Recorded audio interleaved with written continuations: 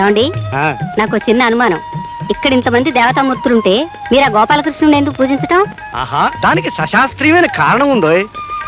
ఏ దేవుడికి లేనంత మంది భార్యలతో మా గురువు గారు కాపురం చేశారు.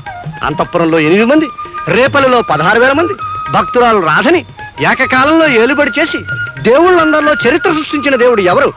మా గోపాలకృష్ణుడు గారు. అందుకే వారికి నేను భక్తుణ్ణి, శిష్యుణ్ణి, ఆరాధకుడిని. ఆ శృంగార పురుషుడు ఇలా మురళి వాయిస్తే 16,000 మంది గోపికలు నాట్యం చేసేవారట. అనుకున్న చిన్న డీటెయిల్ మిస్ అవుతుంది. ఈయన అవతారం చాలించాక ఆ మురళి ఏమైంది, ఎవరు తీసుకువెళ్లారు, ఎక్కడుంది, ఆ విషయాన్ని పోతన్న గారు కూడా గ్రంథంలో రాయలేదు. ఆ మురళి నాకు లభించుంటేనా మా గురువు గారిని తలుచుకుంటూ జీవితాంతం ఆ మురళినే వాయించుకుంటూ ఆనందంగా బతికేవాడిని. ఛీ, మీరు జీవితంలో బాగుపడరు. తప్పు మా గురువు గారికి దండం పెట్టుకో, పుణ్యం వస్తుంది. స్వామి, మురళి ఎక్కడుందో చూపించు తండ్రి. అమ్మగారు ఆ? అమ్మగారు అమ్మగారు భలే భలే విషయం, భలే భలే విషయం.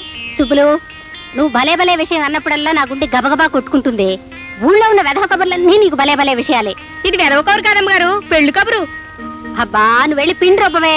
ముందు నా తల మీద ఈ బరువు దింపితే గాని నేను ఏ పని చేయలేను అమ్మగారు. చెప్పు. పోస్ట్ పేరు పాపారా కూతురు వాచ్పేరు వరహాల గారు కొడుకుతో లేచిపోయిందమ్మా. వాళ్ళెవళ్ళో లేచిపోతే అది నీకు శుభవార్త అంటే